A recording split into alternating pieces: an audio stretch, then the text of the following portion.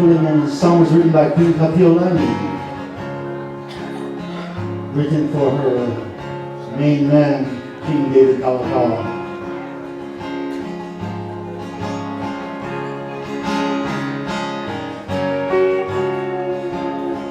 Unfortunately, he never got a chance to hear the song, at least not on this plane. He got sick in San Francisco and passed on to the next. But the reports say that when the ship that was coming into Honolulu Harbor was carrying his body, that was the ship carrying his body, thousands of people were at Honolulu Harbor chanting this song.